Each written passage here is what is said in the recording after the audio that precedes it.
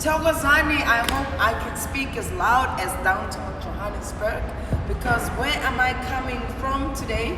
I'm actually in Shine Studios, guys. You know, my kind of work as a public figure began in these studio houses a couple of years ago. I think it was 2014 or 2015, 2014, yes, when I was being interviewed by Umas Chaba. Then she was a Likalake for a show at Excel Let's Talk, and I was being asked about witchcraft.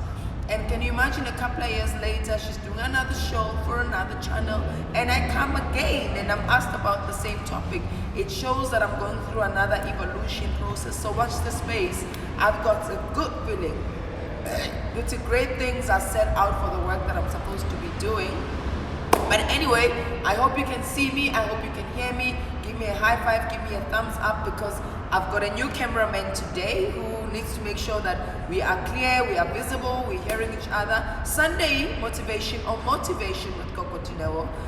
What are we talking about? Yo, guys, I get a lot of requests. People asking me things like, so Gogo, please speak about a Sangoma and not why they can't own dogs. I don't know, I've never heard of it. I mean, I actually understand that our association as light workers with animals is very special, because also it connects us to our own people, you know. So about dogs, I don't know. Somebody asked me, Gogo Dineo, can you speak about the difference between a Sangoma and a Nyanga? Guys, I've been speaking about it a lot of times. Go to my YouTube channel. Some of the topics you're asking me to cover are already uploaded on the YouTube. If not, please ask me, or on my Instagram TV.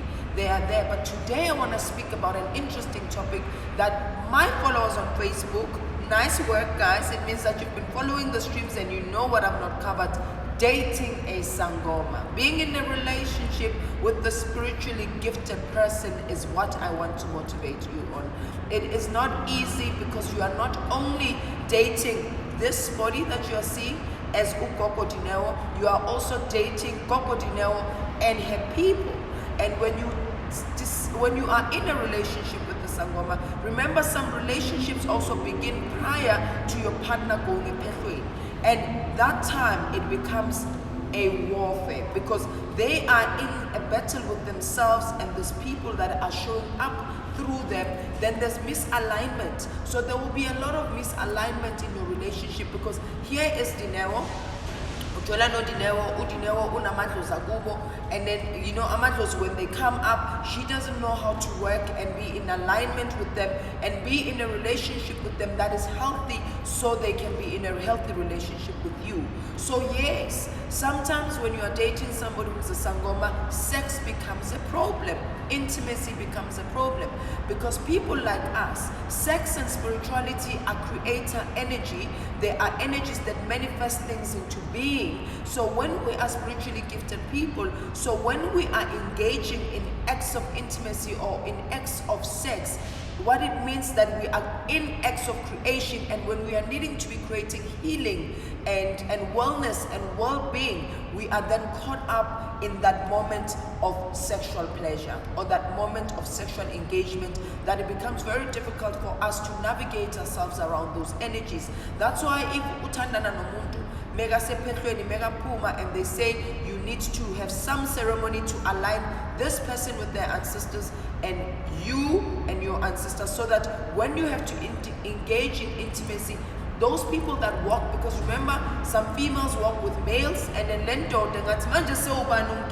what's going on? They can understand which is Dineo, has human needs and requires a partner, because you might have an ancestral lead that has never had a relationship before, that you might need to engage them and say, in 2019, it would serve me and my work best to have a companion, and my companion we require in a companionship to be intimate and be physical. So you are then held in hostage, because there's ways in which you can really ask lababakpete, so that they don't come in between you and your partner. But your partner also needs to respect those you work with. They need to understand that you are not alone when you make decisions and when you do calls on things. There are people that you need to engage and call upon, so that when they are aligned with you and you are in alignment with them, there's alignment and wellness in your relationship, because the health of your relationship, it is dependent on the health of the relationship you have with your partner. Hence, earlier on I said, prior to going to a pehlweni, one has a very toxic, fragmented relationship with their ancestors. Hence they go pehlweni to realign and be in line with them. So when they come out, then they do a process for you and your partner to align you, so there is alignment. So there is also certain rituals that we have to perform as Sangomas that requires us to be present, because sexual energy is the most deepest form of pleasure. We know when somebody has had an orgasm, what happens, nothing ceases to exist except that moment. But when you have to do particular rituals like mozongena empini or ufanele uyobethela and do those certain things, you need to be present to the act, because you need to go create wellness that side. So I cannot be distracted by sexual energy. Another thing is because if your partner's aura or energy vibration is vibrating at a lower frequency, it drags down yours with you.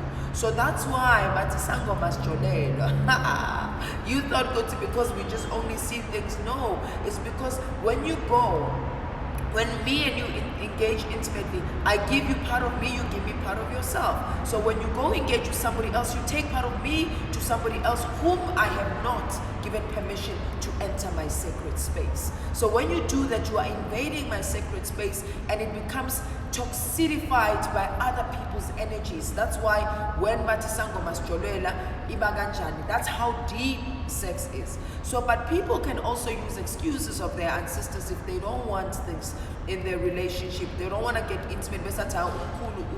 Because remember, we are in a relationship. We need to aid each other, to support each other for the health of the relationship. So one, you need to create understanding of your partner as a person, but your partner with their people, their ancestors. Secondly, we need to have compassion for the two of us. So I need to understand that the person I'm in a relationship with, it is not a Sangoma. So it is my responsibility as a Sangoma to teach them how things work in my world, and so that they can understand. When people are clearer, and when you can teach them and create understanding, then they know what to sign up for. Because we ask people to sign up for things. So everything you're doing, help them understand. That's number two. Number three, we need to understand that we need to be patient with each other, because some things are trial and error. Gogo Dineo's motivation, it is not the ultimate solution. It's just some insights that you can take, and some of you might need something else for them to have their relationship back into order. Remember, when your partner comes back at pehlweni, they are no longer the person that you were once with. They are now working with an army of ancestors that you need to familiarize yourself with and distinguish when your partner is present with them, either in a trance or in the state. Because Dineo can wake up, and Dineo wakes up with a bit of aggression or a bit of something, is because then Dineo has woken up with Hemkulus and her people who were warriors. But also Dineo cannot use that as an excuse to then be disrespectful towards their partner.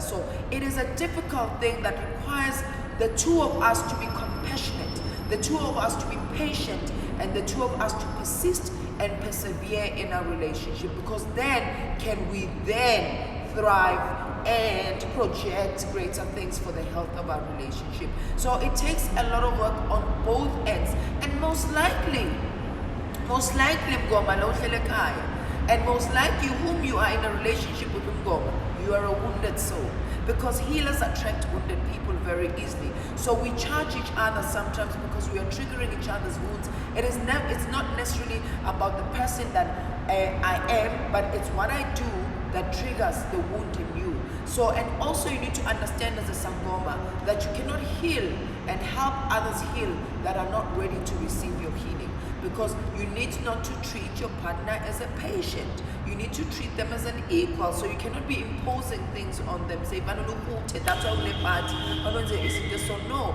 you need to understand. But it's a trial and error, like I said, guys. I can go on about this stream. Give me your ideas as well, what has worked for your relationship. But I know what works for me. The minute I can go do self-introspection, heal my own inner wounds, I'm able to distill and decipher between Idlos and Pete, Udineo, no Dineo, and sometimes I tremble and I stumble because I'm very masculine, Mina, in my energy. I'm very thick. I'm like a man. And right now I'm being asked to be feminine, hence you seeing me with heels, with makeup and stuff. So what it means is that for for my partner, my current partner right now, that I'm seeing, and that's not in Kulumkasha, a partner that I'm seeing right now, because they're very masculine as well. So we bump heads quite a lot. And one day maybe when we are all good and we are signing up and we're happy, maybe we'll do a stream. Then maybe he can share his experiences, or maybe we can do streams with men or women who are dating healers, who they can share their own experiences and tips. Because remember, also healers have an innate power in them that can be intimidating for a man, that can be intimidating for another woman, because their energy and their aura can be so overpowering that you feel like you are becoming voiceless, or your power gets taken away. You need to find a way to do the work individually, but the work together to make sure that your relationship works for you, because some things are not one size fits all. So we don't come with the same stories and the same backgrounds that have created our scars, because even our shines are different. But once you find it between the two of you, your relationship can be a healthy one, could be a one that can thrive.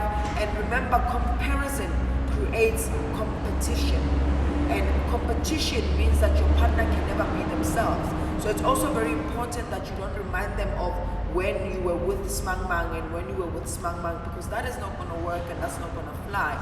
And if they don't want you, because love is unconditional, so they can't love your partner because you need to love them if they need to leave their Ndumba. Then no, let those give me who, it's an incremental part of who I am. I can't disconnect and detach, but I need to be awakened and present so that I don't allow them to take over in my relationship. I hope I'm making sense, guys.